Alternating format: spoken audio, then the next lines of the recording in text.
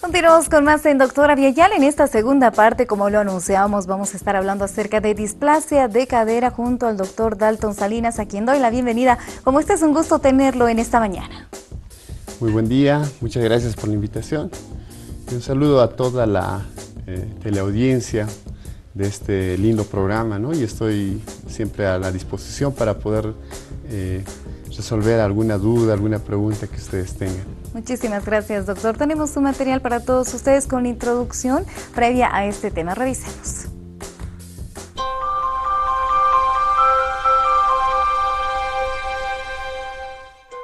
Displasia de cadera. Antes se la llamaba luxación congénita de cadera y ahora la conocemos por el nombre de displasia de cadera o displasia evolutiva o del desarrollo de la cadera. Es una de las malformaciones de los miembros inferiores más frecuentes de los recién nacidos. Para detectarla, el pediatra controla la posición de las caderas del bebé en los primeros chequeos después del parto y en las revisiones médicas de rutina. La displasia de cadera consiste en un desarrollo normal de la articulación que hay entre la cabeza del fémur y la cavidad de la cadera, provocando un desplazamiento hacia afuera de la cabeza del fémur, el hueso superior de la pierna.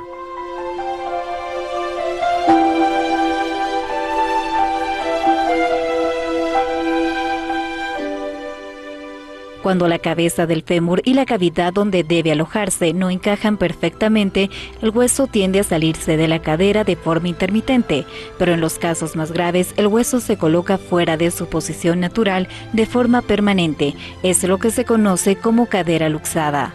El por qué se produce la displasia de cadera en el bebé no está del todo claro, pero se barajan algunas posibilidades como causas de la mala postura del feto en el útero materno, un bajo nivel de líquido amniótico, antecedentes familiares, un embarazo postérmico, el nacer por cesárea o que se haya producido la dislocación durante el parto.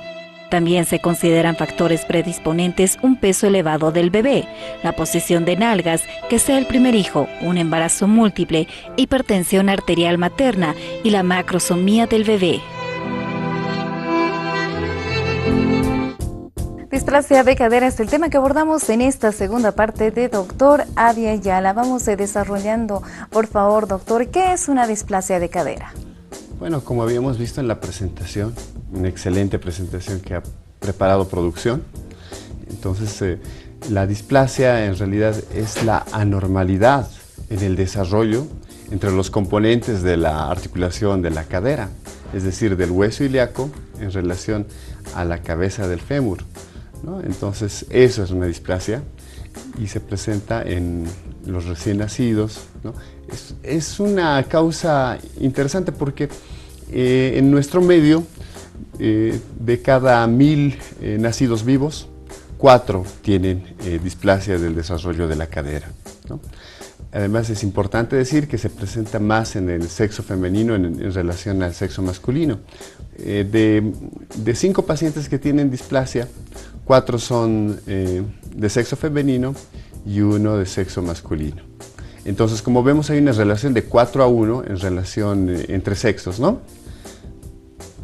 Los síntomas, doctor. ¿Cuáles son los síntomas para poder darnos cuenta en casa de que nuestro pequeño o nuestra pequeña está sufriendo, padeciendo este problema de salud?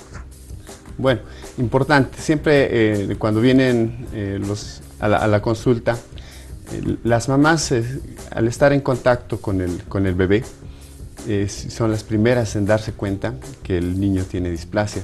Obviamente tenemos nosotros que recordar que a los 3 meses en todo centro médico se debe realizar un examen radiográfico para determinar si ese bebé tiene displasia de cadera, siempre. ¿En qué tiempo nosotros podríamos darnos cuenta o deberíamos estar pendientes de estos signos en cuanto a justamente la displasia de cadera en nuestros pequeños? Bueno, es importante ya sospechar desde los primeros meses de vida, ¿no? Nosotros vemos desde el segundo mes, el tercer mes, ya la mamá ya sospecha de la displasia cuando está cambiando el pañal al bebé y la limitación en el movimiento de la cadera de abrir las Las caderitas, nosotros hablamos de abducción de cadera, está limitada y a la mamá sospecha. Entonces, ya los datos clínicos son desde temprana edad, a los primeros meses.